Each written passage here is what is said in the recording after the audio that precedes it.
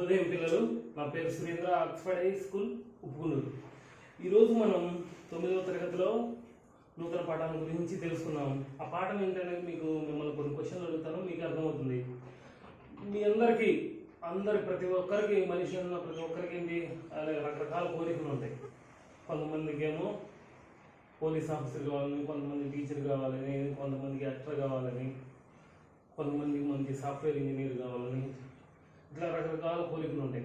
ఈ కోరిక అనే పదానికే ఇంకొక పదం ఏంటో తెలుసా మీకు? కాంక్ష. మామూలుగా కాంక్ష కోరిక ఇంకో పేరేంటి? కాంక్ష. అట్లానే మనం శాంతికి చిహ్నంగా ఏమి ఎగురవేస్తుంటాం? పావురాలను ఎగురవేస్తూ ఉంటాం.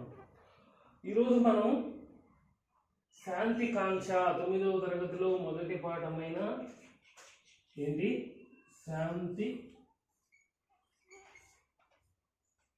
కాంక్ష.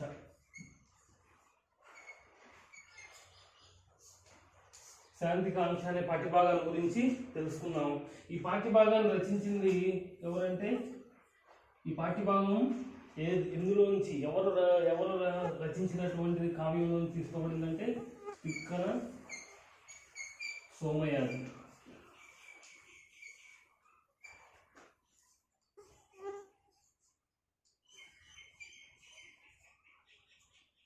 ఈ 9వ తరగతిలో మీకు ఈ శాంతి కాంక్ష అనే పాఠ్య భాగాన్ని పెట్టడం యొక్క ప్రధాన ఉద్దేశం అంటే, యుద్ధం వల్ల ఎన్ని అనర్థాలు జరుగుతున్నాయి, యుద్ధాలు జరగకుండా శాంతి కోరుకోవడం వల్ల మనకి ఎటువంటి మేలు జరుగుతుంది అనేది తెలియజేయడం.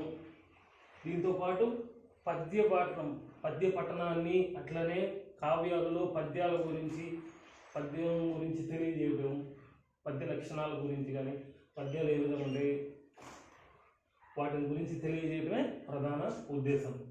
ఎవరు ఈ శాంతి కాంక్ష అంటే ఏంటి? శాంతి కాంక్ష అంటే శాంతి కావాలనే కోరిక, అంటే యుద్ధం లేకుండా ఉండటం అనేది కోరిక. ఈ పాఠ్యభాగాన్ని రచించింది ఎవరు? తిక్కన సోమయాజి. చూడండి, అందరు టెక్స్ట్ బుక్ దగ్గర పెట్టుకుని చూడండి. దీంట్లో ముందుగా ఏమిచ్చాడు? చదవండి, ఆలోచించి చెప్పండి అని చెప్పి ఇచ్చారు. చూడండి అక్కడ ఏముందో జాగ్రత్తగా వినండి. టెక్స్ట్ బుక్ దగ్గర పెట్టుకొని వింటూ చూస్తున్నాను. అది 1945వ సంవత్సరం 2వ ప్రపంచ యుద్ధంలో అమెరికా జపాన్లోని హిరోషిమా అనే నగరం మీద అణుబాంబులతో దాడి చేసింది. దాని ఫలితంగా కొద్ది క్షణాల్లో 66,000 మంది ప్రాణాలు కోల్పోయారు. 70,000 మంది క్షతగాత్రులయ్యారు. నిన్న మొన్నటి వరకు అక్కడి ప్రజలకు అది పీడకలగా నిలిచిపోయింది. పారాగ్రాఫ్ అర్థమైందా? అక్కడ చదవండి, ఆలోచించి చెప్పండి అని. ఇదేంటంటే 2వ ప్రపంచ యుద్ధం జరుగుతూ ఉంటుంది. అమెరికా అనేది 2వ ప్రపంచ యుద్ధంలో పాల్గొనదు. జపాన్కి ఇంగ్లాండ్ మధ్య యుద్ధం బాగా జరుగుతుంటుంది. అయితే ఇంగ్లాండ్కి సహాయంగా అమెరికా ఏం చేస్తుంది? యుద్ధ నౌకలను పంపిస్తూ ఉంటుంది. అది నచ్చినటువంటి జపాన్ ఏం చేస్తుందంటే, అమెరికా వాళ్ళ యొక్క యుద్ధ నౌకల స్థావరం అయినటువంటి పెరల్ హార్బర్ అని ఉంటుంది. పెరల్ హార్బర్ అనేది వాళ్ళ యుద్ధ నౌకలు నిలిచి ఉండే ప్రదేశం. దాని మీద యుద్ధ విమానాలతోటి దాడి చేసి మొత్తం నాశనం చేస్తుంది అనమాట. అలా నాశనం చేస్తే యుద్ధ విమానాలు ఇంగ్లాండ్కి ఇవ్వదు. అప్పుడు ఇంగ్లాండ్ వెళ్ళిపోతుంది. మనం 2వ ప్రపంచ యుద్ధంలో మనం నిలుస్తామని జపాన్ ఆలోచన. దీంతో అమెరికా కోపించి ఏం చేస్తుందంటే, తాను అప్పుడే అణుబాంబులు తయారు చేస్తుంది. అవి ఒకటి లిటిల్ బాయ్, ఫ్యాట్ మ్యాన్ అనే పేర్లు పెడతారు. వీటిని హిరోషిమా, నాగసాకి అనే 2 నగరాల మీద, జపాన్లో ఉన్న నగరాల మీద వేస్తుంది. అలా హిరోషిమా, నాగసాకిల మీద, హిరోషిమా మీద లిటిల్ బాయ్, అట్లా నాగసాకి అనే నగరం మీదను ఫ్యాట్ మ్యాన్. వాటి పేర్లు అంటే అణుబాంబులు చిన్నది పెద్దది అనమాట. లిటిల్ బాయ్ అంటే శక్తి కొద్ది తక్కువది, అట్లా 2 అణుబాంబులు తయారు చేస్తుంది. దాడి చేస్తుందో అక్కడ కొన్ని లక్షల మంది చనిపోతారు, అనేక మంది క్షతగాత్రులు అవుతారు. అదే చూడండి ఏమి ఇచ్చాడు? 70,000 మంది ఏమయ్యారు? క్షతగాత్రులు. గాత్రులు అంటే ఏంటి?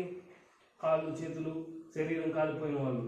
అట్లా ఎంతమంది చనిపోయారు? 66,000 మంది చనిపోయారు. ఈ అణుబాంబుల దాడి వల్ల ఏమవుతుందంటే, ఆ ప్రదేశం అంతా కూడా మొక్క కూడా మొల ఉన్నటువంటి ప్రదేశం సర్వం నాశనం అయిపోతుంది. దాంతో ఇంకా అమెరికా అణుబాంబులు వేస్తుందేమో అని భయపడి జపాన్ ఏం చేస్తుంది? యుద్ధం నుంచి ఓడిపోయినట్టుగా విరమించుకుంటుంది అనమాట. అది ఈ 2వ ప్రపంచ యుద్ధంలో జరిగిన సంఘటన. సరే, ఈ పారాగ్రాఫ్ ఎందుకు ఇచ్చాడు, ఏంటి ప్రధాన ఉద్దేశం ఏంటంటే యుద్ధం జరిగితే ఎటువంటి నష్టాలు వస్తాయనే దాన్ని తెలియజేయడం కోసం ఈ పారాగ్రాఫ్ చదవండి, ఆలోచించి చెప్పండి ఇచ్చాడు. చూడండి, అక్కడ ప్రశ్నలు ఇచ్చాడు. ఈ పేరా చదివాక మీకేమర్థమైంది అడిగాడు. ఈ పేరా చదివినాక మనకేమర్థమవుతుంది? యుద్ధం జరిగితే అనేక వేల మంది చనిపోతారు. అదే ఇప్పుడు జరిగింది అనుకోండి, అది యుద్ధం, దేశాలే కూడా నాశనం అయిపోతాయి. అట్లానే మానవ కళ్యాణానికి ఉపయోగపడాల్సిన సైన్స్ దానికి దారితీసింది. మానవ కళ్యాణానికి అంటే సైన్స్ ఏమైంది? మానవ వినాశనానికి దారితీసింది, అంతే కదా. అణుబాంబులు, ఇది యురేనియం, థోరియం, ప్లూటోనియం ఇవన్నీ కనుక్కొని చివరికి ఏమైంది? మానవ నాశనానికి ఉపయోగించే విధంగా తయారైపోయింది సైన్స్ అనేది. ఆధునిక కాలంలో యుద్ధాల వల్ల ఎలాంటి నష్టాలు సంభవిస్తాయి? ఆధునిక కాలంలో యుద్ధాల వల్ల ఎలాంటి నష్టాలు సంభవిస్తాయి? కొన్ని దేశాలే అంతరించిపోతాయి ఆధునిక కాలంలో వస్తే, అంతే కదా. ఇప్పుడు ఆధునిక కాలంలో యుద్ధం అంటే ఏం లేదు, హైడ్రోజన్ బాంబు, అణుబాంబులు, ఒక దేశం అయితే దేశం సర్వనాశనం, అంత శక్తివంతమైనటువంటి బాంబులు తయారు చేసి అన్ని దేశాలు ఉంచుకున్నాయి. యుద్ధాలను నివారించడానికి, శాంతిని నెలకొల్పడానికి ఏం చేయాలి? యుద్ధాలు నివారించి శాంతి నెలకొల్పాలంటే ఏం చేయాలి? ఎవరికైతే ఏ దేశాల మధ్య అయితే, ఇప్పుడు భారత్ చైనాకు మధ్య కూడా ఉద్రిక్తతలు ఉన్నాయి, అటువంటిప్పుడు ఏం చేయాలి? సంధి మధ్య చర్చలు జరిపి సంధి జరిగే విధంగా చేయడం. అంటే ఈ చర్చల ద్వారా ఉన్నటువంటి సమస్యలను పరిష్కరించుకుంటే యుద్ధాలు జరగవు. ఎందుకు ఈ పారాగ్రాఫ్ ఇచ్చి పాఠం ఇచ్చాడంటే, ఈ శాంతి కాంక్ష అనే దాంట్లో కూడా ఏంటి, కౌరవులకు పాండవులకు మధ్య చర్చలు జరిపి ఎటువంటి యుద్ధం లేకుండా చేయడం కోసం ధర్మరాజు చేసినటువంటి రాయబారం సంబంధించినటువంటి కథే ఈ శాంతికాంక్ష పాఠంలో ఉందన్నమాట. ఈ చెప్పుకున్నాం దాని గురించి. ఈ శాంతికాంక్ష పాఠ్యభాగాన్ని రచించింది ఎవరు అనుకున్నాం? తిక్కన సోమయాజి. చూడండి, తిక్కన సోమయాజి, తిక్కన ఎన్నో శతాబ్దానికి చెందినవాడు? 13వ శతాబ్దం. మీకు తెలుసు, మహాభారతాన్ని తెలుగులో రచించింది ఎవరెవరు అంటే నన్నయ్య, తిక్కన, ఎర్రన. నన్నయ్య ఏ శతాబ్దానికి చెందినటువంటి వాడు? 11వ శతాబ్దానికి. నన్నయ్య 11వ శతాబ్దానికి చెందినటువంటి వాడు. రాజరాజ నరేంద్రుడి కోరిక మేరకు నన్నయ్య ఏం చేస్తాడంటే, నారాయణ భట్టు సహాయంతో సంస్కృతంలో ఉన్నటువంటి మహాభారతాన్ని ఏం చేస్తాడు, తెలుగులోకి అనువాదం చేయాలని చెప్పేసి దాన్ని ఏ విధంగా 18 పర్వాలుగా విభజించి, రామాయణం భారతాన్ని 18 పర్వాలుగా విభజించి తెలుగు అనువాదం ప్రారంభిస్తాడనమాట. అతను ఏం చేస్తాడంటే, ఆది, సభ, అరణ్య పర్వాల్లో కొంత భాగం రచించేటప్పటికి అతను చనిపోవడం లేదా ఆపివేయడమో జరుగుతుంది. మనకు అది ఆధారాలు ఏం లేవు. అయితే తర్వాత లేదా ఆది సభ అరణ్య పర్వాలు పూర్తి చేసి కూడా ఉండొచ్చు. ఎందుకంటే ఏదైనా అరణ్య పర్వంలో కొంత భాగం శిథిలమై ఉండే రచించి ఉండొచ్చు, దానికి ఖచ్చితమైన ఆధారాలు లేవు. ఆది సభ అరణ్య పర్వాలు రచించాడు. అయితే 12వ శతాబ్దంలో శివకవి యుగం అంటారు కావ్యాల పరంగా చూసుకుంటే. ఎందుకు 12వ శతాబ్దం అంటే, ఆ కాలంలో ఏమవుతుందంటే, మన భారతదేశంలో ఉన్నటువంటి కర్ణాటక, అట్లానే ఆంధ్రప్రదేశ్ ఈ ప్రాంతాల్లో ఏమవుతుంది, శైవారాధకులు, శివుని పూజించే వాళ్ళు, వైష్ణవులు, విష్ణువుని పూజించేవాళ్ళు, శైవులు వైష్ణవుల మధ్య అనేకమైనటువంటి ఘర్షణలు జరిగి, శైవులేమో వైష్ణవాలయాన్ని ధ్వంసం చేయడం, వైష్ణవులేమో శైవాలయాన్ని ధ్వంసం చేయడం, ఈ విధంగా జరుగుతూ ఉంటుంది. శివుని పూజించే వాళ్ళు వేరుగా, విష్ణువుని, శ్రీ మహావిష్ణువు పూజించే వాళ్ళు ఒక వేరుగా ఏర్పడి వాళ్ళ మధ్య ఘర్షణలు జరుగుతూ ఉంటాయి. ఆ కాలంలో వచ్చినటువంటి, అయితే శివకవి యుగం అంటారు 12వ శతాబ్దంలో. ఆ సమయంలో ఎక్కువ రచనలు శివుడికి శైవ సంబంధమైన, శివుడికి సంబంధించిన రచనలు వచ్చాయి. ఇవన్నీ అచ్చ తెలుగులో వస్తాయన్నమాట. తర్వాత 13వ శతాబ్దంలో తిక్కన, ఈ 13వ శతాబ్దంలో కూడా ఈ శైవులు వైష్ణవులు ఘర్షణలు ఉన్నాయి. అటువంటి సమయంలోనే తిక్కన ఏం చేస్తాడు, మహాభారతంలో మిగిలిపోయినటువంటి 15 పర్వాలని, విరాట పర్వం నుంచి స్వర్గారోహణ పర్వం వరకు ఉన్నటువంటి 15 పర్వాలని రచించడం జరిగిందనమాట. ఈ తిక్కన సోమయాజి 13వ శతాబ్దానికి చెందినటువంటి వాడని చెప్పుకున్నాం. ఇతను ఎవరి ఆస్థానంలో ఉన్నాడంటే, చూడండి, నెల్లూరును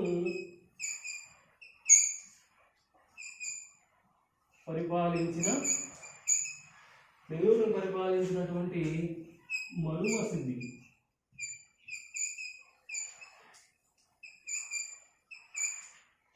నెల్లూరుని పరిపాలించినటువంటి మనుమ సిద్ధి ఆస్థానంలో మంత్రిగా అట్లనే ఆస్థాన కవిగా కూడా ఉండటం జరిగింది.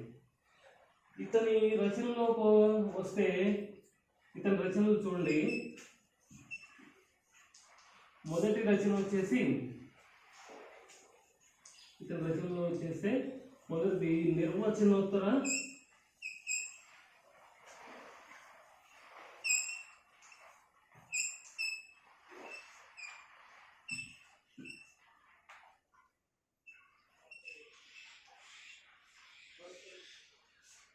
రచనలోకి వస్తే మొట్టమొదటి రచన అంటే నిర్వచనోత్తర రామాయణం.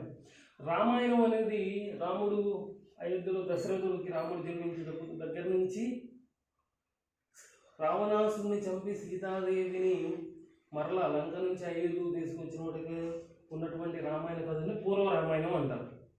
ఆ తర్వాత జరిగినటువంటి లవకుశులు పుట్టడం, అదే సీతాదేవిని అరణ్యానికి పంపించి వేయడం, అక్కడ లవకుశులు పుట్టడం, సీతాదేవి భూమిలోకి వెళ్ళిపోవడం, అంటే తన తల్లి భూమాత తను తీసుకెళ్ళిపోవడం, ఈ మిగిలిన కథ అంతా రావణ వధ తర్వాత జరిగిన అయోధ్యకి సీతాదేవితో పాటు రాముడు వెళ్ళిన తర్వాత జరిగిన కథ అంతా కూడా ఏమంటారు ఉత్తర రామాయణం.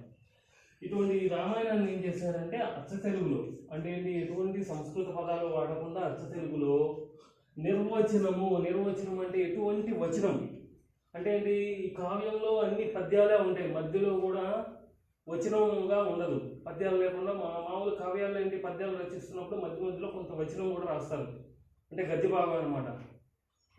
అంటే ఛందస్సు లేకుండా వరుసన లైన్లుగా రాసి ఉంటుంది. అట్లా వచనం కూడా లేకుండా రచించిన కావ్యం ఏంటి, నిర్వచనోత్తర రామాయణం. ఉత్తర రామాయణం అంటే రాముడు రావణాసుని చంపి సీతాదేవిని లంక నుంచి అయోధ్యకు తీసుకొచ్చిన తర్వాత నుంచి జరిగిన కథ అంతా కూడా నిర్వచనోత్తర రామాయణంగా రచించడం జరిగింది.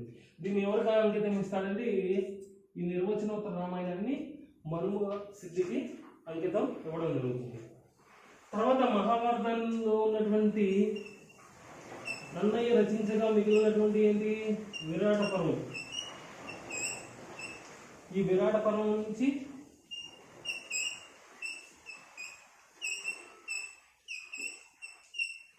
స్వర్గారోహణ, విరాట పర్వం నుంచి స్వర్గారోహణ పర్వం వరకు 15 పర్వాలు. తెలుగులో మహాభారతాన్ని రచించిన ఎంతమంది అంటే 3. కానీ తెలుగు మహాభారతంలో అధిక భాగాన్ని రచించింది ఎవరంటే తిక్కన. అతనికి సోమయాజి అనే సోమయజ్ఞం చేయడం వల్ల అతనికి ఏమని వస్తుంది, సోమయాజి అనే బిరుదు వస్తుంది అనమాట. అందువల్ల తిక్కన సోమయాజి అనేది పేరు ఏర్పడింది. చూడండి, విరాట పర్వం నుంచి స్వర్గారోహణం. తెలుగులో మహాభారతంలో అధిక భాగాన్ని రచించింది ఎవరని చెప్పుకోవాలంటే తిక్కన. విరాట పర్వం నుంచి స్వర్గారోహణ పర్వం వరకు రచించాడు. దీన్ని ఎవరికి అంకితం ఇచ్చాడంటే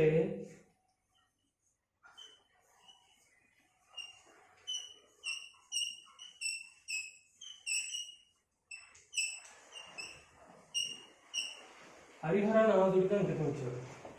ఎవరికి అంకితం ఇచ్చాడు? ఈ విరాట పర్వం నుంచి స్వర్గారోహణ పర్వం వరకు రచించినటువంటి మహాభారతాన్ని ఎవరికి అంకితం ఇచ్చాడంటే హరిహరనాథుడికి. ఎవరు ఈ హరిహరనాథుడు అంటే, ఈ తిక్కన 12వ శతాబ్దంలో 13వ శతాబ్దంలో ఈ కాలంలో అంతా కూడా శైవులకి వైష్ణవుల మధ్య ఘర్షణ జరుగుతూ ఉన్నాయి కదా, దేవాలయం ధ్వంసం చేసుకోవడం అంతా జరుగుతున్నాయి కదా. అందుకని చెప్పేసి తాను రచించినటువంటి మహాభారతాన్ని, హరి అంటే శ్రీ మహావిష్ణువు, హరుడు అంటే శివుడు,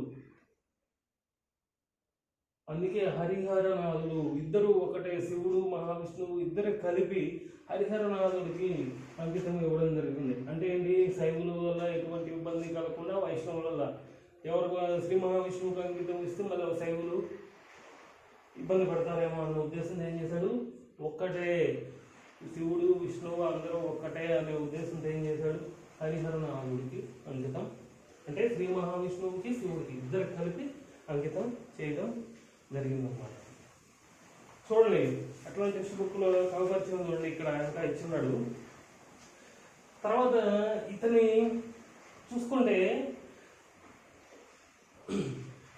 తిక్కన రచనలో ప్రధానంగా ఏముంటుందంటే నాటకీయత.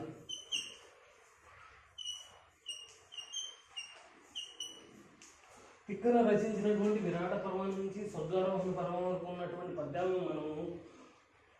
పద్యాలను చదువుతూ ఉంటే వాటి అర్థం తెలుసుకుంటూ ఉంటుంటే చూడండి ఇక్కడ ఏమి ఇచ్చాడు, మహాభారత రచనలో ఈయన తీర్చిదిద్దిన పాత్రలు సజీవంగా ఉంటాయి. అంటే ఏంటి, నాటకీయత. మనం ఆ పద్యాలు చదువుతుంటే ఆ పాత్రలన్నీ మన ముందు కదిలాడుతున్నట్లుగా ఉంటాయి. ఆ విధంగా నాటకీయత అంటే నాటకంలో ఏ విధంగా అయితే పాత్రలు మన ముందు నాటకం వేస్తుంటే పాత్రలన్నీ మన ముందు కనిపిస్తూ ఉంటాయో అవన్నీ కూడా ఈ విరాట పర్వం నుంచి స్వర్గారోహణ పర్వం వరకు ఉన్నటువంటి ఈ మహాభారతం చదువుతుంటే మనకు అందులో ఉన్నటువంటి పాత్రలన్నీ మన ముందు కదలాడుతున్నట్టుగా, నాటకంలో పాత్రలు మాటలు చెప్తుంటే ఏ విధంగా ఉంటాయో ఆ విధంగా పద్యాలలో కూడా పాత్రలు మాట్లాడుతున్నట్టుగా రచించాడు.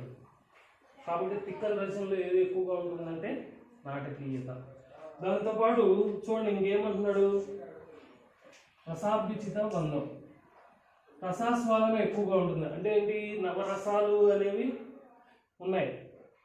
శృంగార, హాస్య, రౌద్ర, భయానక, బీభత్స ఇట్లా నవరసాలు ఉన్నాయి. ఈ తిక్కన రచనలో ఏంటంటే ఉచితానుచితంగా, అంటే ఏంటి, ఏది అవసరమో ఏ సమయంలో ఏ రసాన్ని వాడితే కావ్యంలో సరిపోతుందో దానికి అనుగుణంగా ఈయన రచనలు చేయడం జరుగుతుందన్నమాట. కాబట్టి తిక్కన కవితా లక్షణాలలో ఏమిటి, నాటకీయత, ఇంకోటి రసాభ్యుచిత బంధం. చూడండి ఇక్కడ ఇచ్చున్నారు చూడండి టెక్స్ట్ బుక్లో, మహాభారత రచనలో ఈయన తీర్చిదిద్దిన పాత్రలు సజీవంగా కనిపిస్తాయి. వీరి శైలిలో నాటకీయత ఉంటుంది. సందర్భానుగుణంగా వీరు ప్రయోగించిన పదాలు సృష్టించిన సన్నివేశాలు రసాస్వాదన కలిగిస్తాయి. దాన్ని ఏమంటారు, రసాభ్యుచిత బంధం. ఔచిత్యం, ఉచితానుచితం, ఏ సమయంలో ఏ రసాన్ని వాడాలో దానికి అనుగుణంగా అక్కడ రసపోషణ జరిగే విధంగా. ఇప్పుడు రౌద్రం, యుద్ధం జరుగుతున్న సమయంలో నాయకుడు యుద్ధం చేస్తున్న సమయంలో రౌద్రరసం వచ్చే విధంగా రచించడం. అట్లా హాస్యం ఉన్న సమయం, ఇద్దరు వ్యక్తుల మధ్య హాస్యం వచ్చే చెప్పాలనుకున్నప్పుడు హాస్యరసం వచ్చే విధంగా రచన చేయడం. ఇట్లా అవసరాన్ని బట్టి ఆ రసాన్ని వాడుతూ రచన చేయడం జరిగిందనమాట. దాన్ని ఏమంటారు, రసాభ్యుచిత బంధం. ఇతని కావ్య లక్షణాల్లో ఇతని శైలి గురించి చెప్పుకోవచ్చు.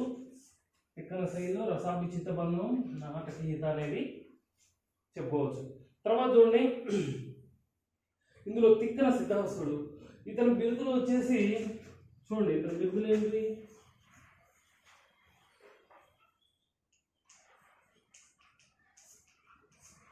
బిరుదులు చూడండి ఇక్కడ టెక్స్ట్బుక్లో ఇచ్చాడు. సంస్కృత ఆంధ్రాల్లో కవిత్వం రాయగలిగిన ప్రతిభాశాలి కాబట్టి ఇతనికి ఏమని బిరుదు వచ్చింది, ఉభయ కవి మిత్రుడు.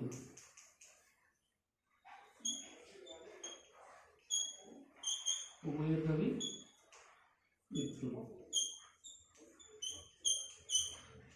ఉభయ కవి మిత్రుడు అంటే ఏంటి, ఉభయము సంస్కృతం తెలుగు ఇన్నిట్లో దేనిలో అయినా ఇతను రచన చేయగలడు. కాబట్టి ఇతనికి ఉభయ కవి మిత్రుడు అనేటువంటి బిరుదు వచ్చింది.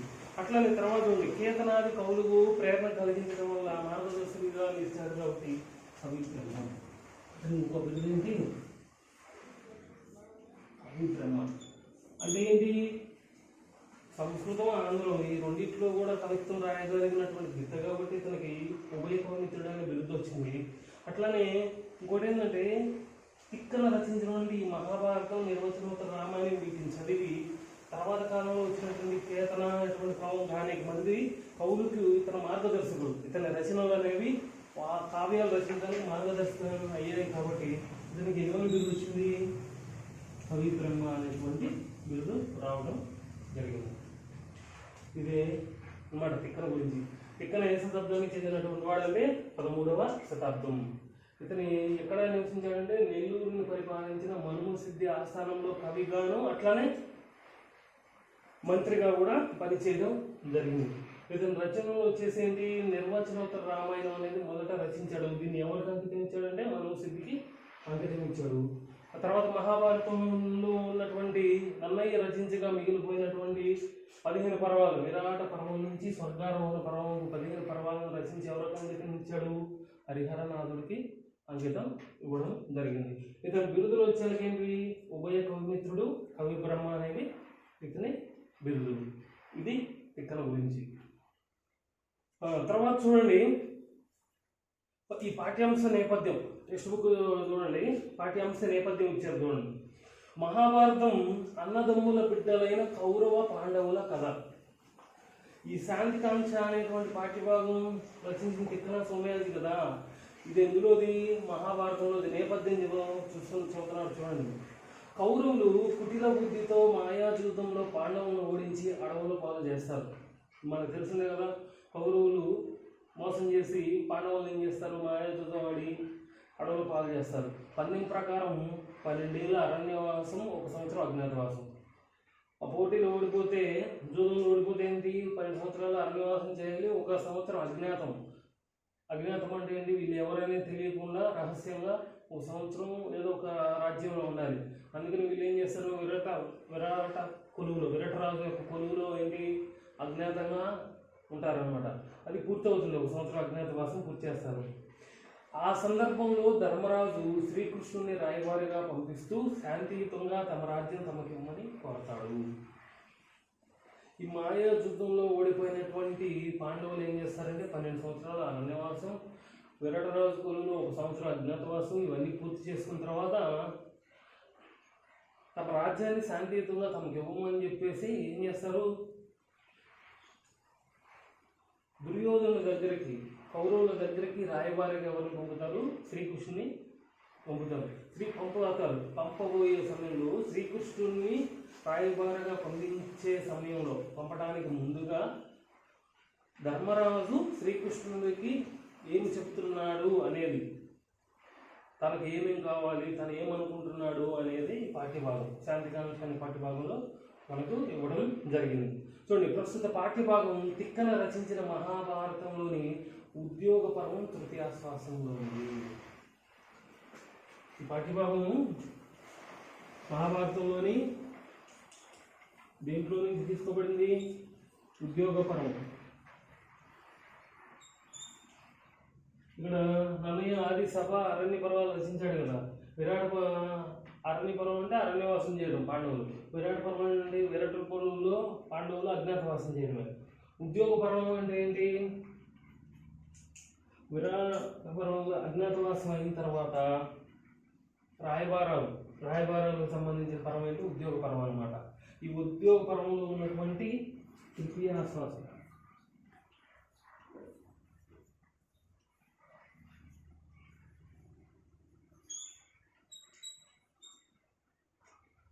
ఉద్యోగ పర్వంలోని తృతీయాశ్వాసం నుంచి తీసుకోవడం జరిగిందనమాట. చూడండి, టెక్స్ట్ బుక్లో ఉన్నటువంటి పద్యాలు జాగ్రత్తగా చూడండి. టెక్స్ట్ బుక్ చూడండి, జాగ్రత్తగా పద్యాలు వినండి. సమయమిది మిత్ర కార్యంబు చక్కజేయ, నీ కతంబున నేమవినీతుడైన ఆ సుయోధను తోడి పోరాట దక్కి అనుభవింతుము ఆయంసమగు దరిత్రి. మరలా చూడండి, సమయమిది మిత్ర కార్యంబు చక్కజేయ. ఏమంటున్నాడు, మిత్రకార్యము, స్నేహితులకు కార్యం అంటే ఏంటి, పని. స్నేహితుల పనిని చక్కజేయడానికి సమయం ఇది, తగిన సమయం ఇది. సమయం ఇది అంటే ఏంటి, తగిన సమయం.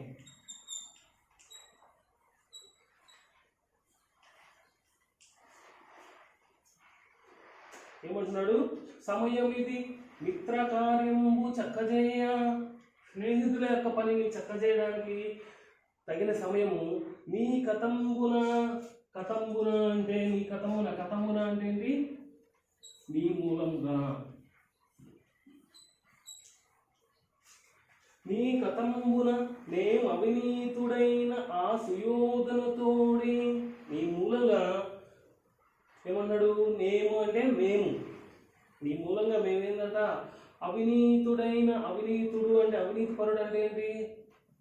మోసగాడు, అయోగ్యుడైనటువంటి ఆ సుయోధనుతోడి, ఆ దుర్యోధనుతోడి పోరాట దక్కి. పోరాటం అంటే యుద్ధం, తక్కి అంటే మాని. అనుభవింతుము మా అంశమగు దరిత్రి. మేము అనుభవిస్తాము మా అంశమగు దరిత్రి, మా పాలికి వచ్చేటువంటి రాజ్యాన్ని అనుభవిస్తాము. ఎవరి వల్ల? నీ వల్ల అని అంటున్నాడు. చూడండి మళ్ళా ప్రతి ఒక్కసారి చూడండి. సమయం ఇది మిత్ర కార్యంబు చక్కజేయ. మిత్రుల యొక్క పనులను చక్కబెట్టడానికి ఇది తగిన సమయము. నీ కతంబున అవినీతుడైన ఆ సుయోధనుతోడి పోరాట దక్కి. నీ మూలంగా మేము అవినీతిపరుడైన, అయోగ్యుడైనటువంటి వాడు, మోసకారైనటువంటి ఆ సుయోధనుతోడి పోరాటం, యుద్ధం మానివేసి మా అంశమగు, మా పాలిదైనటువంటి మా రాజ్యాన్ని, మా భూభాగాన్ని అనుభవించము, మేము అనుభవిస్తాము అని చెప్పి ఎవరితో చెప్తున్నాడు? ఎవరెవరితో చెప్తున్నాడు ఈ పద్యం అంటే? ధర్మరాజు శ్రీకృష్ణుడికి చెప్తున్నాడు. ఎప్పుడు అంటే రాయబారానికి శ్రీకృష్ణుడిని పంపించడానికి ముందుగా తన యొక్క తాను ఏమనుకుంటున్నాడో, తాను శ్రీకృష్ణుడు అక్కడికి వెళ్ళి దుర్యోధన్ని ఏమడగాలో, ఆ పొలువులో ఏమడగాలో అనే విషయాలన్నీ కూడా ముందుగా ఇక్కడ చెప్పడం జరుగుతుంది. ఎవరు? ధర్మరాజు. ఎవరితో చెప్తున్నాడు? శ్రీకృష్ణుడితో. తర్వాత ఇచ్చటి బంధులు నీవును అచ్చెరువడి వినుచునుండ, ఐదుళ్లను మాకిచ్చినను జాలునంటిని, బొచ్చెముగా దింతవట్టు పూర్ణము సుమ్మి. ఇచ్చటి బంధువులు అంటున్నాడు. అంటే ఇక్కడ ఉన్నటువంటి బంధువులు అంటే చుట్టాలు. నీవును అంటే నీవు కూడా అచ్చెరువడి వినుచునుండ. అచ్చెరువడు అంటే ఆశ్చర్యపోవడం. ఆశ్చర్యము, అచ్చెరువు. ఆశ్చర్యం అనేది ప్రకృతి, అచ్చెరువు అనేది వికృతి. అచ్చెరువడి వినుచునుండా, ఆశ్చర్యపడి వింటూ ఉండగా, ఐదుళ్లను మాకిచ్చినను చాలునంటిని. మాకు 5 ఊళ్ళు ఇచ్చినా కూడా చాలని చెప్పి నేను అన్నాను. వచ్చముగా దింతవట్టు పూర్ణము సుమ్మి. తక్కువ కాదు, నేను చెప్పిన మాట నేను మరలా ఖచ్చితంగా చెప్తున్నాను, ఇది నిజము. ఇచ్చటి బంధువులు నీవును. నేను ముందు కూడా మాట అన్నాను. నువ్వు బంధువులు అంటే ఏంటి? మా చుట్టాలు. అంటే నాతోటి పాటు మిగిలినటువంటి నా తమ్ముడు, అట్లానే నా పరివారం, నా బంధువులందరూ వింటూ ఉండగా నువ్వు కూడా ఆశ్చర్యపోయి వింటూ ఉన్న సమయంలో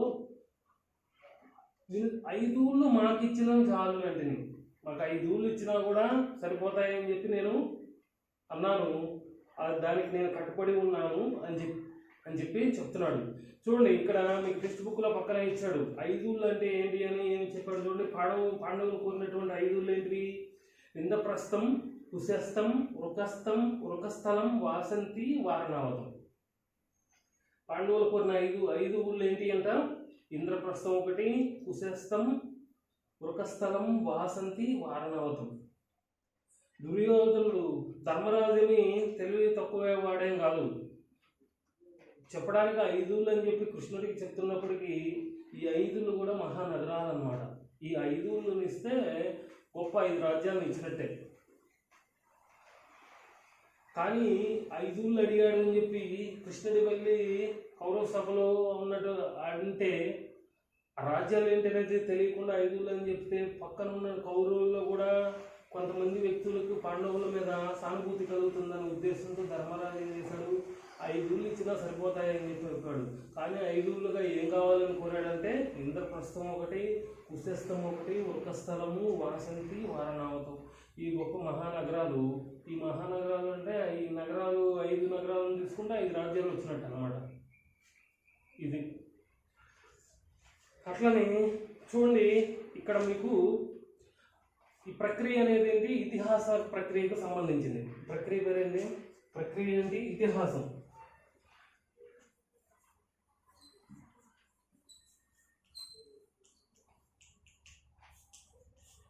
ఇతిహాసం అంటే ఇది ఈ విధంగా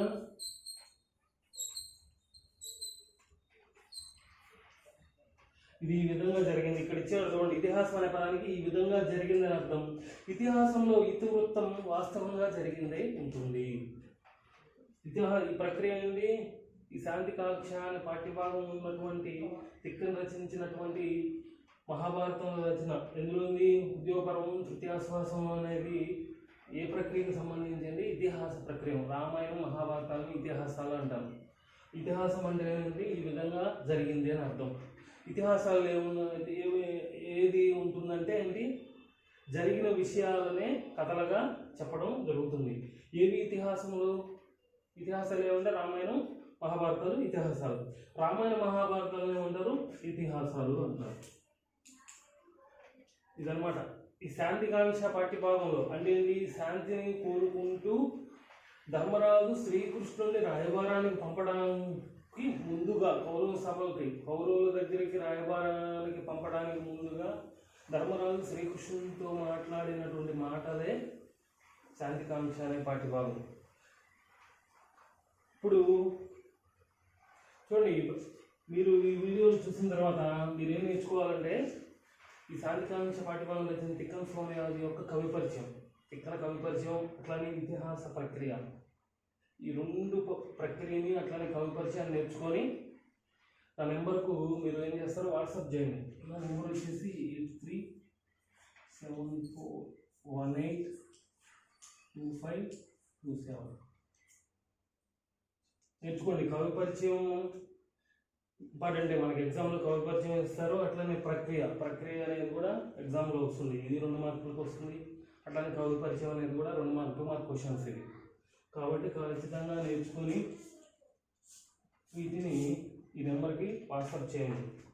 ఇది తర్వాత వీడియోలో మనం కంఠస్థ పద్యాలు ఉన్నాయి. మనకి 9వ తరగతిలో 8వ తరగతి వరకు పద్యం నేర్చుకోవడం, భావం రాస్తే 8 మార్కులకు ఉంటుంది. 9వ తరగతిలో ఏంటంటే పద్యం పూరించి భావం రాస్తే 4 మార్కులు, పద్యం ఇస్తాడు, పద్యాన్ని ప్రతిపాదన రాస్తే 4 మార్కులకు ఉంటుంది.